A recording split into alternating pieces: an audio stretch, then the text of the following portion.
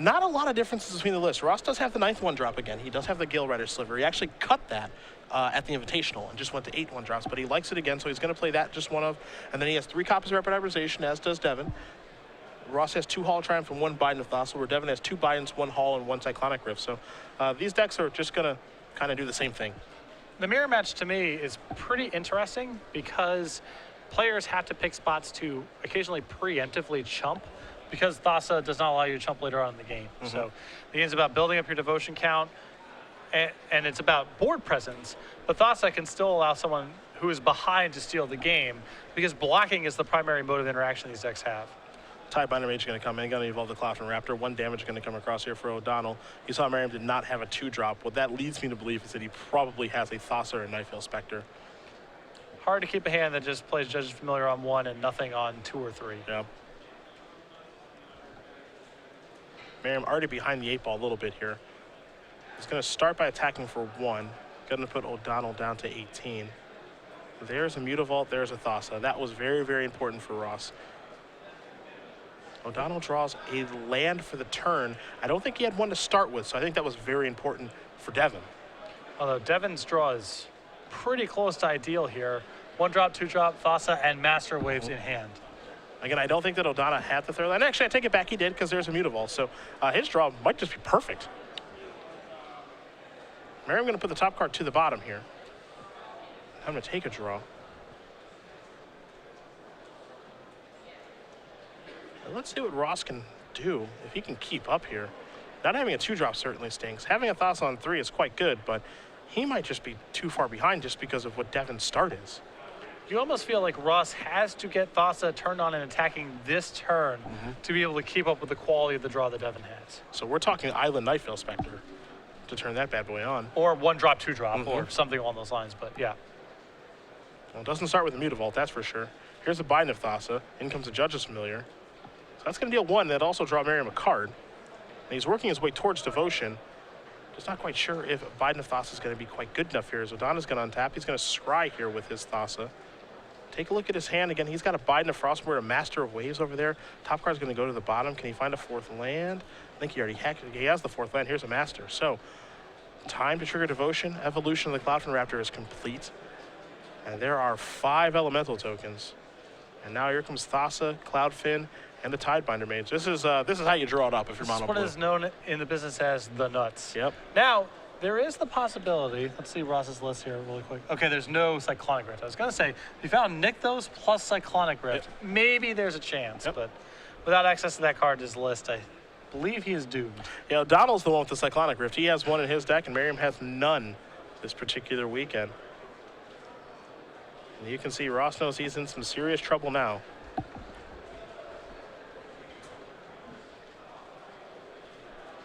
How does he work his way out of this situation? I'm not even sure it's possible. He does have the Nykthos, which is nice.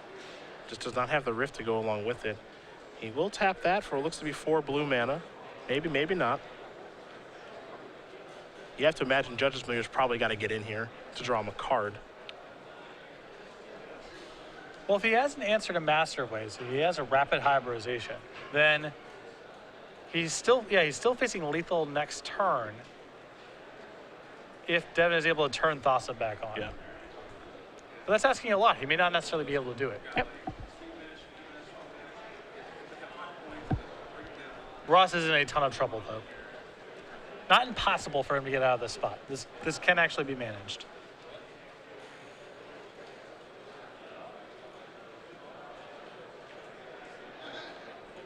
Decisions here for Merriam. Standard Open champion just a couple weeks ago when we were in Providence.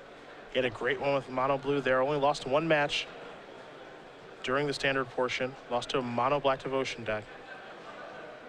Not a lot of people had mono blue in the room in Providence. He was one of the few. Right. But he's running into it right now.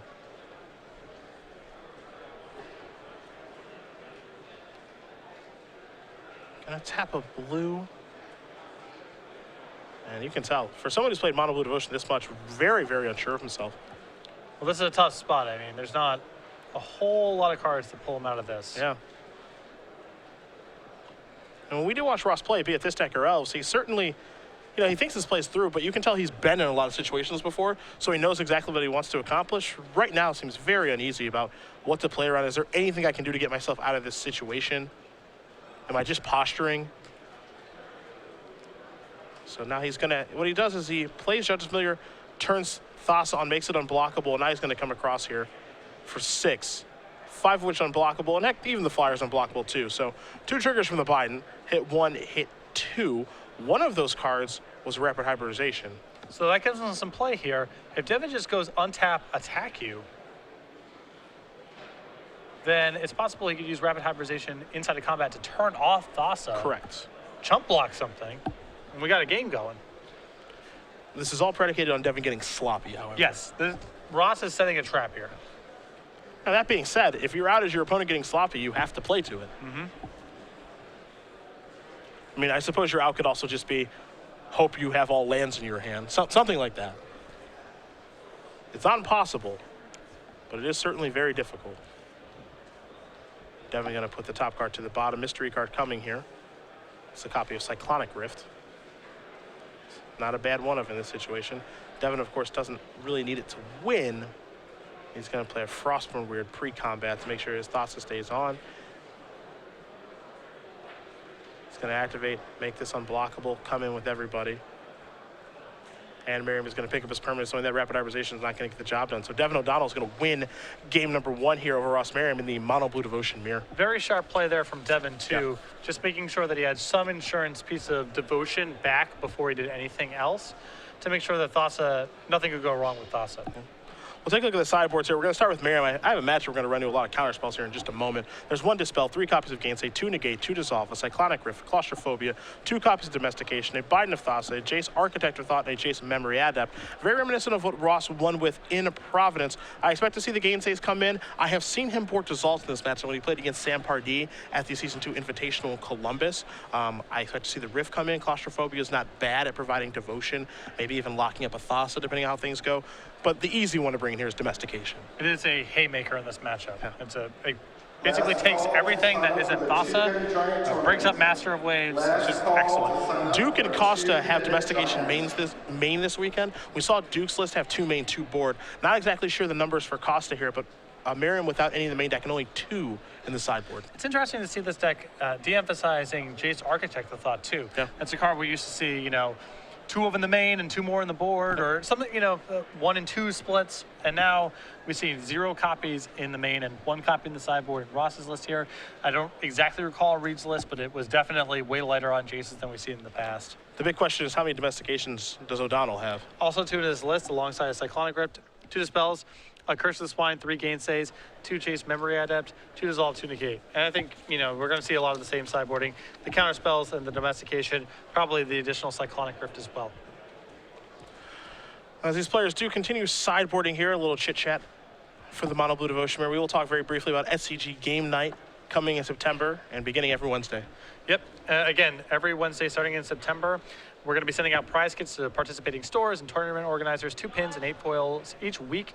We're going to be giving out new pins and foils each month. Again, every Wednesday, we wanted to give a little more grassroots organized play support. These formats can be run, it's whatever the store wants to do. So you want to run sanctioned, non-sanctioned, draft, casual formats, whatever. Just have people show up to your store and play Magic. Hashtag for game night is hashtag game night. And you can sign up for this and find out more information at starcityggames.com/game night. Bug your TO. It's pretty simple. You want this, bug them. It's not hard to get. And now it's worldwide. And you can sign up now, starcityggames.com/game night. Sign up. Any emails, questions should you have, game night at starcityggames.com. It's simple, it's easy, and it's going to be a lot of fun in September. And Star City Games has a very professional and well-staffed, organized play support team. So if you've never done it before, don't worry. The website's easy to navigate. You know, if you need to contact someone directly, it's easy to do. So don't hesitate. Get your store signed up for this. That's part of the reason we mentioned people like Callie, Jared Silva, and the gang is because they are unbelievable at what they do. Yeah. So very, very good. So efficient at getting these tournaments up and running and always very, very smooth. Ross Merriam, number 8 on our Players' Championship leaderboard here for season number 3.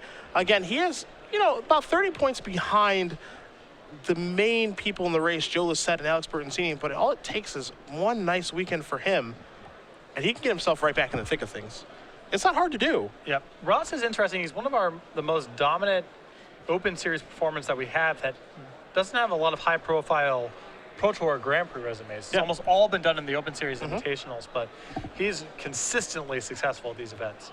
And he's consistently successful playing the same decks. Yeah. You know, before he was playing Mono Blue Ocean, when Blue Art Delver was a thing, he's won an Open with that before. And he was playing that for a very, very long time. He's always playing Elves and Legacy, it seems. Sometimes he switches off once in a while, but for the most part, he is always playing Combo Elves. And in Standard, he's been playing Mono Blue Devotion for about as long as it's been a thing. Magic's a really hard game. It's really, really hard to play well, and there's no substitute for expertise. Yeah. So, all other things being equal, I usually advocate staying and kind of playing the same deck if you can help it. Sometimes the metagame can get too bad for a particular thing. You know, that definitely comes up, but Sometimes the deck can be too good. yeah. That you have to play Call Blade, for example. Yeah, sometimes, the deck is just too good. But by and large, assuming things are at something resembling equilibrium, you should play whatever you think you play the best, in my opinion. Both players can lay out their starting 7 here. We'll be underway in just a moment. We'll see if Ross Merriam can tie things up or if Devon O'Donnell will move on to 5-0 here rather quickly. It looks like Merriam will keep. Again, his deck list very reminiscent to what he did win in Providence with. O'Donnell will take a look at his 7 cards. He is not happy. He will send it back. So Merriam will wait patiently, just like we will here in the booth. One thing I'm curious of, and I haven't really looked at M15 very much. The whole thing just got released, I think, yesterday. I haven't really taken like the in-depth look yet, just to see if Mono Blue gets anything new. Yeah, I haven't kind of passed over the file yet with that kind of lens to it. Yeah. I'm more interested about cards kind of in their abstract functionality than rather how they fit into a particular standard deck, because the metagame is going to be completely different. Yeah. It's a mistake people commonly make about getting too hung up on things as they exist now, when the most likely outcome is things are just entirely different. Yeah. And with how many good cards are in M15, things are going to change. And I feel like for a change drastically, normally you see the big shift when, you know, a big set rotates out. And then the new set rotates in. Of course, change is inevitable at that point. But I actually feel like M15 is going to bring along with it just some sweeping changes. For sure. And it just, even something as innocuous as the Apocalypse Painlands do a lot to potentially open up deck construction that hasn't been available before. Yeah. You see things like, you know, Jeff Hookland for months were playing these bug decks where the mana was just unacceptable. Yep. Now, with the Scrylands filled out and you have access to Llanowar Waste and so forth, you might be able to really make that deck happen. And he certainly gave it his best shot, but the mana was horrible. Yeah. How many forests can you play in your Nine-Veil Spider deck? The answer ideally is 0, you know what I mean? Yeah. But he had to play a lot because he's trying to play with Sylvan Caryatid and play with Kiora on time and all this stuff. Now, you know, you don't really have to play Guildgates anymore or basic lands you don't want to play. You can just cast your stuff. Nick Miller doing a fantastic feature on Jeff Hookland earlier this week on the Select Side of Star City Games. If you guys haven't had the opportunity to read it, you can check it out. Why he does things the way he does them, why he loves brewing, when he got started playing Magic, and why he's very excited about Court of Calling. For the way that Jeff builds decks, I think Court is right up his alley. It's bread and butter. Yeah. Definitely going to take a second mulligan. He's going down to 5 here.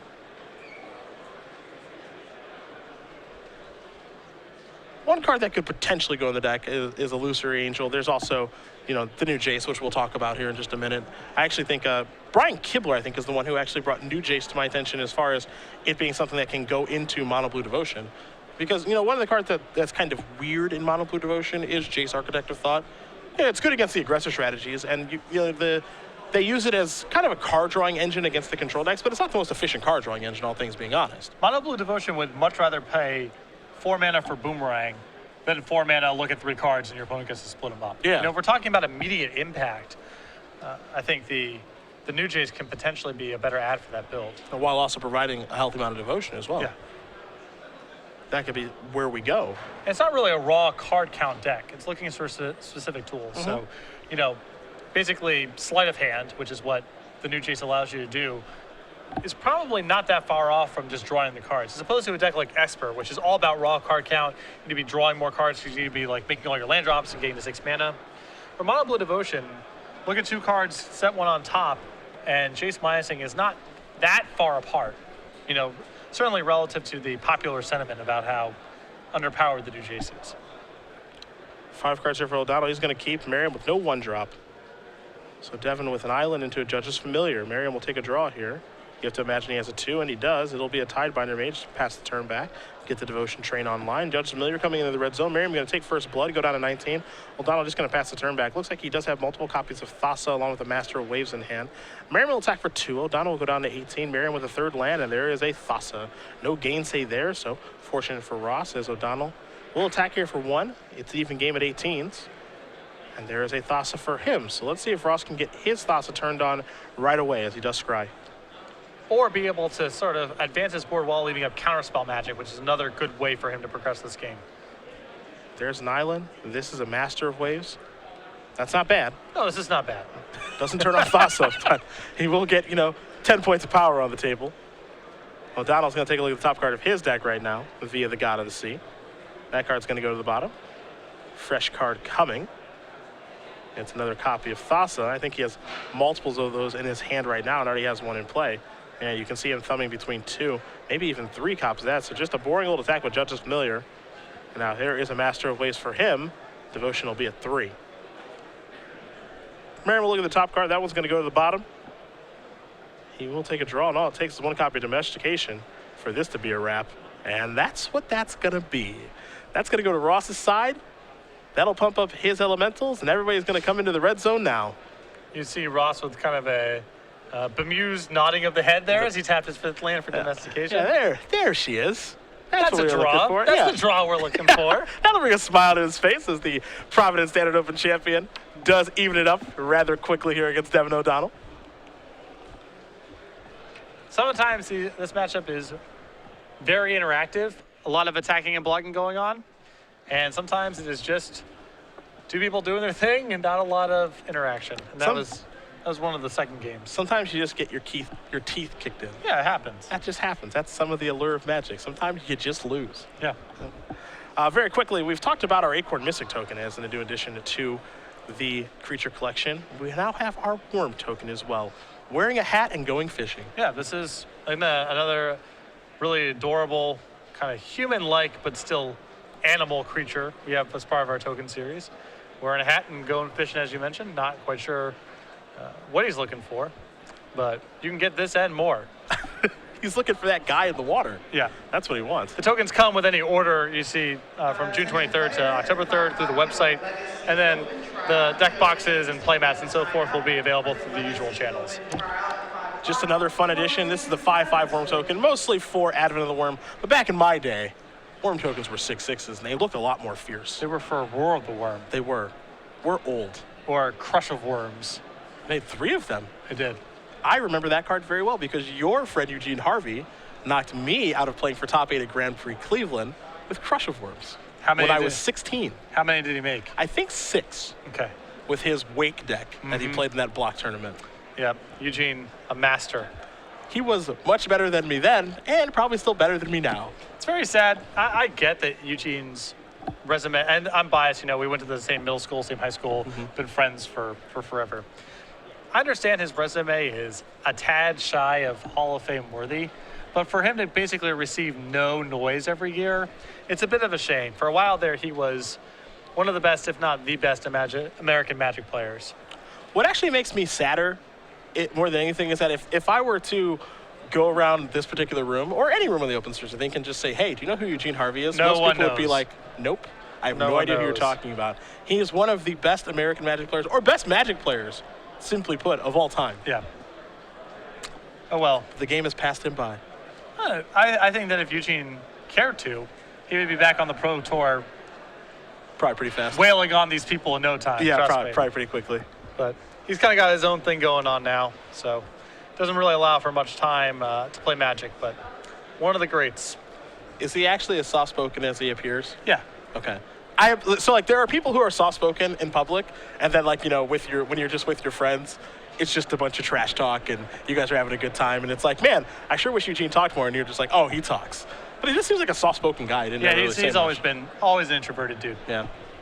He could play some spells in the right order, though, that's for sure. Yeah. He was really good at that. Game 3 is where we are headed now, my friends. Mono Blue Devotion Mirror seems like a very popular deck. 3 of the best players in the room starting off 4-0 with it, and Reed Duke, Matt Costa, and Ross Merriam. And hey, whoever wins this match also going to be 5-0 with mono blue. So it doesn't have to be Ross. It could certainly be Devon ODonnell, who has shown some chops here, even though he did mulligan to 5 last game. Yeah, game 1 he played sharp. He did have a commanding lead the whole time, but he also knew what Ross's outs were. Played around them accordingly. Yeah. All you can ask for.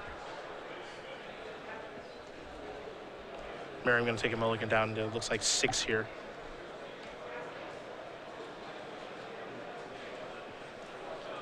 Magic does have this very "what have you done for me lately" sort of vibe to the culture, unfortunately. Absolutely. So people get lost in the shuffle.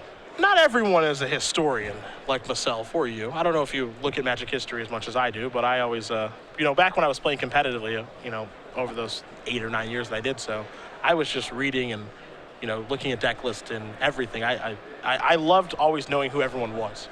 Yeah, it's one of those things where I guess I'm sort of a de facto historian at this point, but it was never, I was never trying to engage with it because I was specifically that concerned about the history of the game. I just cared about everything so much that I consumed every piece of content I could get my hands on. Sure. So I guess kind of by definition, I just knew who a lot of people were, even though, you're someone like Morgan Douglas, who wasn't someone who was, had a lot of Pro Tour success or anything, but it's just like, yeah, he just wins a PTQ every season. Yeah. And is affiliated with, the guys in the Baltimore area who are good at Magic. Yeah. But never really broke through. You just know names. Yeah, yeah. And I always enjoyed, that's one of the things I've always enjoyed about Magic is just knowing names. Yeah. Adam Snook last round, I just know because he's friends with Costa and Dave Shields and Reed Duke and all those guys from the area. No one drop for either player to begin things here. And Devon ODonnell does have a 2, and it is a Frostburn Weird that he will play. Merriam will draw a card. Just going to pass the turn back. See if he's leaving up some counter magic. A Gainsay, it looks like. I'll see if O'Donnell's going to play into it. Here comes Frostburn. It's going to be a pump, so he is not going to play into this, it looks like. But Ross might be in the situation where he just has to counter whatever gets played. Here's another copy of Frostburn Weird. Yep. Yep. Although Devon may have wanted to order his spells a little differently there because sometimes Syncopate hangs out in these lists. Yeah, that's true. Here's Mutavault going to pass the turn back. I imagine Ross is trying to snipe a Nightfell Spectre or a Thassa with that, but wasn't able to. So O'Donnell draws a copy of Judge's Familiar for the turn. And Devon's totally happy in that spot if that Frostburn Weird resolves. Of course. He's got a lot of damage coming through. I don't have to cast anything else. So O'Donnell's going to take a moment here. Figure out exactly how he wants to move forward in this game. He's going to start by attacking. We'll see if there are any pumps. Here's 1 maybe. Yes. 2. 3. Will Merriam make a move? Does have a Rapid Hybrid in his hand. I don't know if he has interest in making that exchange or not. He also has Domestication hanging out over there. This is one of those spots where it seems so obvious that Ross has counter spells, and all of Devon's resources are valuable. He's saying, okay, I'm just going to hit you for a bunch of damage. But I think Ross might be happy with the game going that way. That might be what's interesting about this situation is he's like, okay, I would be thrilled if you just, spend your turn pumping 4 times or pumping 3 times because I might not even have a counter spell. Yeah. So Rapid Hybridization takes down Frostburn Weird. Gonna give O'Donnell a 3/3 and the Judge's Familiar after combat. Merriam's gonna play his 4th land. It's a copy of Nykthos. And what's he gonna deploy? He's gonna play Domestication on that Frog Lizard before passing the turn back. Not the most exciting Domestication target, all things being honest. There's some juicier hits. That's not so bad. The big one he probably wanted was that Nightfell Spectre. Still needs to get something started with Devotion and just a board presence in general. So I agree with you. It is not the optimal target for that Domestication, but you can't just say go on turn 4. Yeah. Can't always get what you want. Merriam deep in the tank here as most of O'Donnell's cards are in play right now. You see 5 Islands, Nightfell Spectre, Frostburn Weird, and a Judge's Familiar. Merriam with the Domestication on a Frog Lizard from a Rapid Hybridization. 2 Islands, a Nykthos, and a Mutavault. He has a lot of cards in his hand. He just needs to convert these into play. See if he can get himself back in the game. He's going to start by playing a Master of Waves. And of course, this is a little bit risky, opening himself up to Domestication. And he might not be able to do anything about that as O'Donnell quickly untaps and takes a draw here. And the slow reveal, one of my favorites. Usually a sign they don't have anything, but, but there are some big draws. Yeah. The slow peel back, one of my favorites. I call that the Alex Magellan special. Yeah.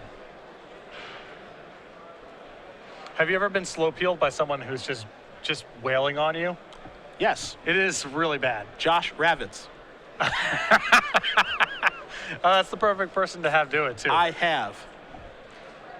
Josh Ravitz and I have had some interesting interactions over our course of playing Magic. That is great. There was a game at Grand Prix Chicago the first time I played him in 2005 where he was basically beating my brains in with a Nagao, and I was beginning to stabilize. This is Kamigawa Block Limited. I was beginning to stabilize like my blue-red deck. And, you know, Nagao, the 4-mana 3/3? Yeah, 4-mana 3/3. The best uncommon in the set, the best non-rare in the set, basically. Yeah, basically was back then. And I was beginning to finally, you know, work my way through everything he was doing and stabilizing, and he had like a very good white X deck. And, you know, then he like draws his card for the turn, he's kind of huffing and puffing, and I'm just like, you know, what? And he's like, I didn't want to show you this, and plays a Motion of Cleansing Fire, kills all my stuff.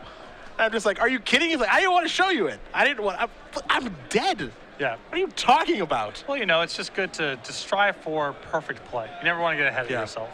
He also, I remember in game 3, did like the slow keep and then played something on every, like, going like 2, 3, 4, 5, 6, kill you.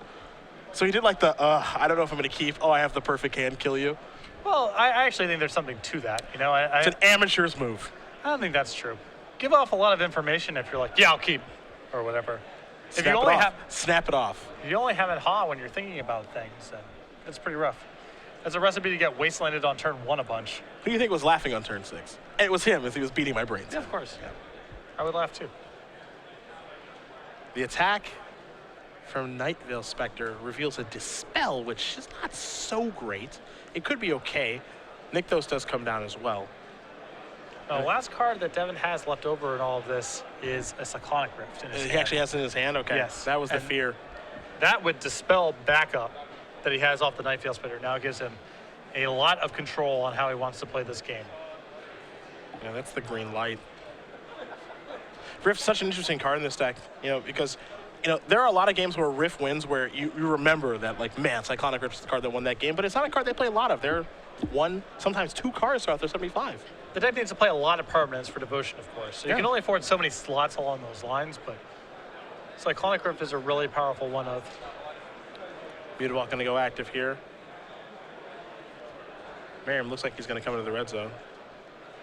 And he will.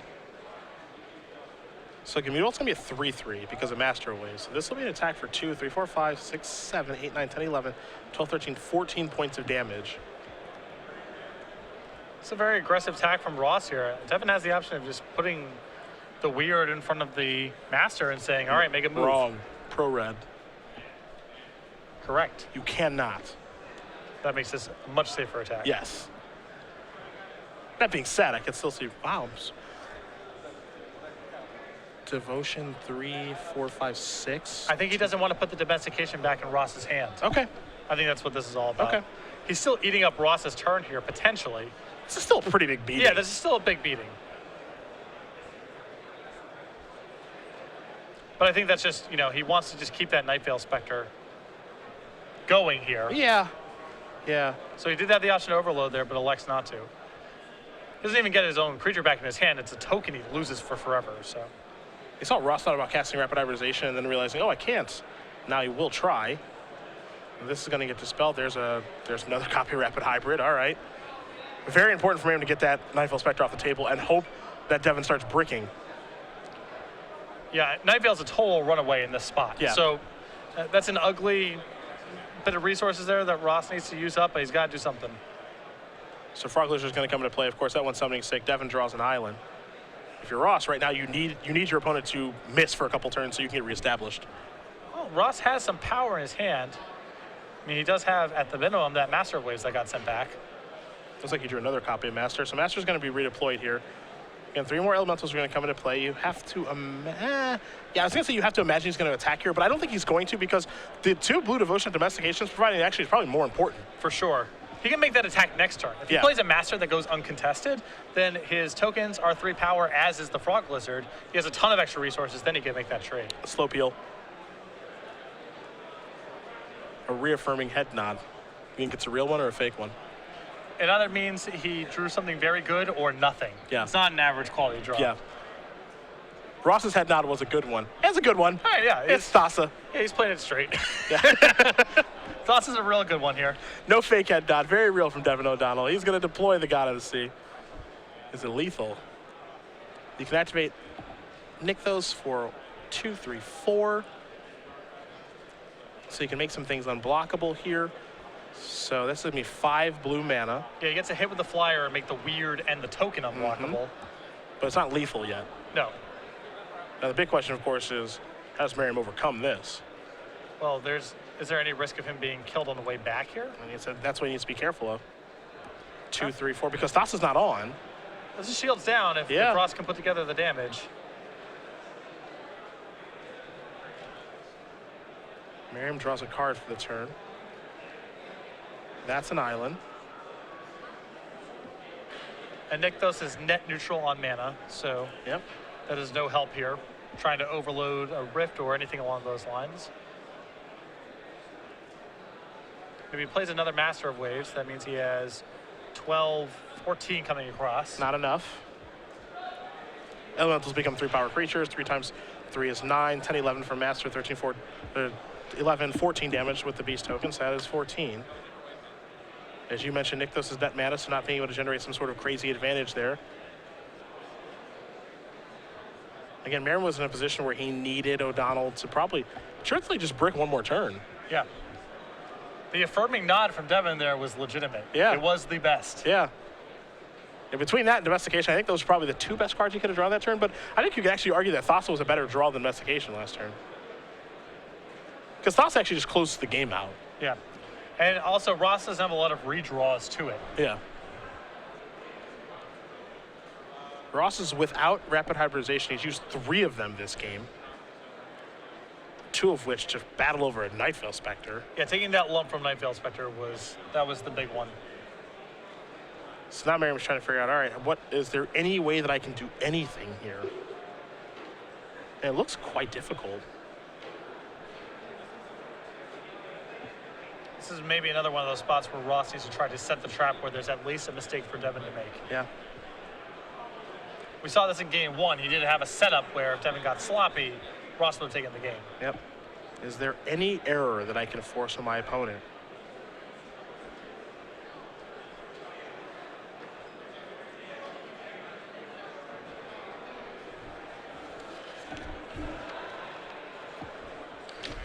He's certainly trying. And Ross, what Ross is looking at in his hand right now is he has 1 Cyclonic Rift in his sideboard that he's drawn.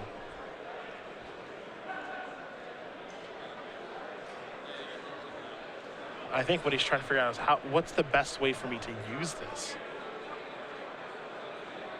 We're gonna go bouncing the Frog Lizard. Okay. And now he passes the turn back, so he's trying to set a trap on something. Yeah, making the weird unblockable and dumping mana into it is still lethal. Yeah. So he is trying to, again, induce some sort of mistake. O'Donnell drew something that matters. He's tapping mana very quickly. Now he's slowing down a little bit, trying to figure out, okay, what trap can my opponent be setting? The nice thing about mono blue, I guess you can say, is that you can put them on a range of instants. Yeah. What could these cards be? Gonna make this unblockable, attack you, pump. That's gonna do it, just a Master of Waves, and he will extend the hand. So, Devon O'Donnell's gonna win this match over Ross Merriam. 2-1. The mono blue Devotion Mirror goes to the player on the left. Yep.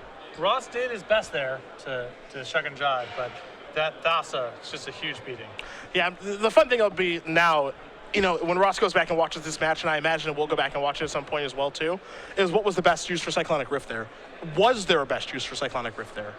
Well, it at least puts Devon in a spot where, you know, if that attack goes wrong that turn, Devon loses. Sure. So there's at least some, you know, maybe he tries to find out some defensive approach there, because Ross doesn't have a Thassa of his own. So Devon doesn't have to necessarily go for it that turn. If he draws something that allows him to take a safer angle, maybe he doesn't go for the kill, and Ross gets some sort of draw. So I think the play that Ross made there gives Devon the maximum amount of chance and rationalization to not go for the kill there, and then Ross has a shot. Yeah, maybe he overthinks things. Yeah. Who knows what ends up happening there. I was thinking, is it possible that he Cyclonic Rifts back Thassa and then Devon is a little bit gun shy in casting it? But I think Devon might be just forced to cast it. Yeah, imagine, in that spot that he draws Jace Architect of Thought. Okay. Or Master of Waves. Okay. Maybe he plays that instead of going for the kill that turn, and then Ross has a shot. Yep.